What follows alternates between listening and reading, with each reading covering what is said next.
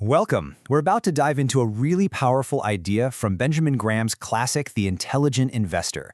The whole point here is to completely reframe how you look at market history, not as some kind of crystal ball, but as a mental tool that helps you stay strong and resilient. So let's just start with a question that gets right to the heart of it, right? I mean, what does it actually feel like when the market crashes? It doesn't matter if you're a seasoned pro or just starting out. When you see that number on your screen just plummet, it triggers a very specific and pretty universal feeling. Yep, that's the one. It feels like a personal failure. There's that little voice in your head, isn't there? It's screaming, you messed up. You weren't smart enough. You just made a huge, catastrophic error. But here's the thing. What if that feeling, as real and as powerful as it is actually based on a total misunderstanding of how the market even works? And that brings us to our first big idea. We have to change how we think about that gut-wrenching drop. We've got to start seeing the market's wild roller coaster ride for what it really is. This is absolutely crucial. You know, all the chaotic ups and downs, the sudden shocks, those moments of pure panic, they are not bugs in the system. They are the system. That volatility, that's basically the price of admission you pay for the chance at long-term growth. Blaming yourself for it is kind of like blaming yourself for a thunderstorm. It's just what happened. Okay, so if we accept that these tremors are just part of the deal, how do we keep our cool? Well, the answer is all about changing our perspective. It's about zooming out, way out, to see the whole picture. You know, when you look back at more than 100 years of market history, something pretty amazing starts to stand out. The market has somehow managed to survive and, in the long run, thrive through literally every disaster you can imagine. World wars, the Great Depression, tech bubbles bursting, huge financial crises, global pandemics, you name it. The system has this incredible built-in resilience that is so easy to forget when you're just staring at a screen full of red. And this visual just perfectly captures the two ways of looking at the market. On the left, you've got the short-term view, the day-to-day, the month-to-month. It's just total chaos, it's unpredictable, and frankly, it just makes you anxious. But when you zoom out and look at the decades-long view on the right, all that noise just fades away, and what you're left with is a clear, undeniable upward trend.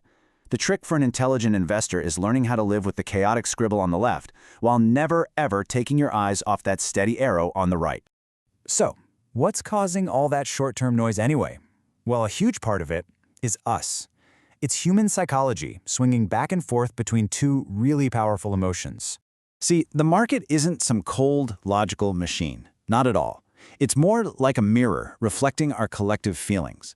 When times are good, the optimists are in charge. All they see is potential, they ignore the risks, and they bid prices way up, sometimes to crazy levels.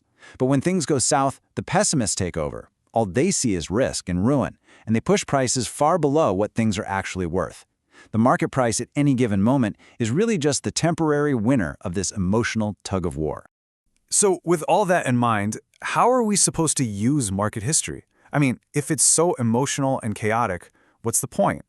This is where we get to the absolute core lesson of this whole explainer. This is it. This is the whole secret right here. History is not a crystal ball. It cannot tell you what the stock market is going to do next week. And honestly, anyone who says it can is probably trying to sell you something. The real value of history is that it teaches you the range of what's possible. It prepares you. It shapes your expectations for what this whole journey is going to feel like. Let's put a clear definition on this. Think about it.